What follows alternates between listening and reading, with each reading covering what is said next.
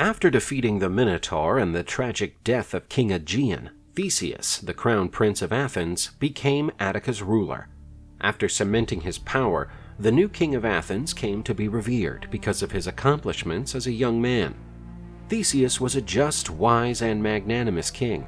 He was not power-hungry. In his reign, power was handed over to the people and all citizens were seen as equals.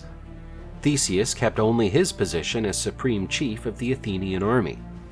It was a prosperous period in Attica. Athens was considered the happiest and freest city in the world. Democracy flourished. The king had a kind heart. When he learned that the great hero Hercules had gone mad and was plunged into a terrible depression, Theseus set out to help him. Theseus succeeded in boosting Hercules' morale.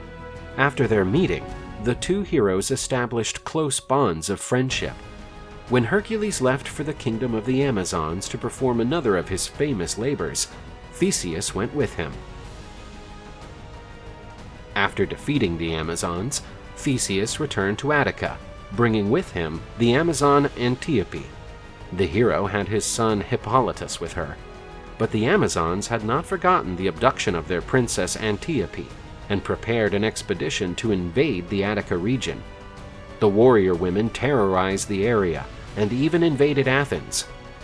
Led by Theseus, the Athenian population fought against the horde of women warriors. Antiope fought alongside Theseus and was killed on the battlefield for her betrayal. The Athenians bravely repulsed the invaders. After the Athenians' heroic victory, no enemy ever dared to invade Athens while Theseus was the ruler. Theseus may not have been someone thirsty for power, but his love of adventure made him take part in the hunt for the Caledonian boar. He also joined the hero Jason in his quest for the Golden Fleece. Theseus had reached the peak of his glory. His prestige was such that some referred to him as the Athenian Hercules. Unlike many other Greek heroes, Theseus did not lose his life in his youth.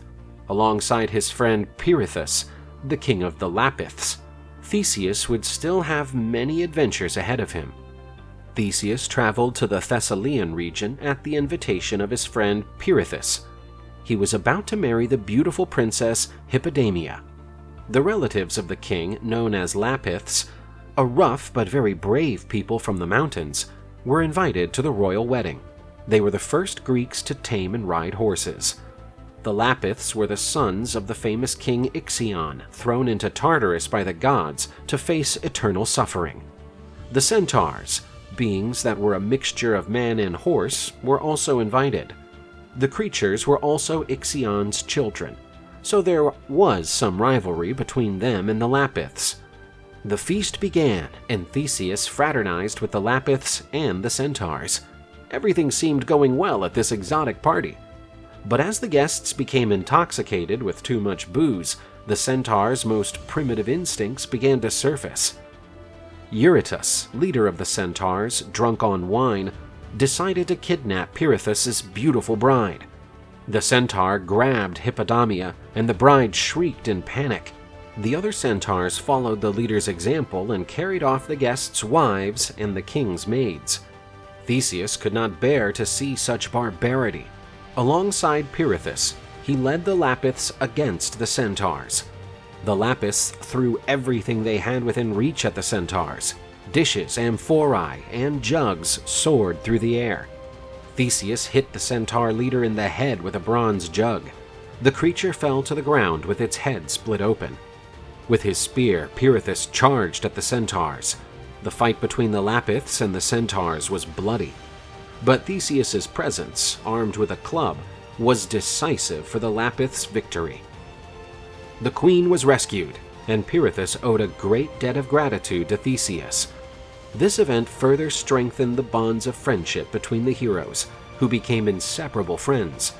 They would even storm the realm of the dead together.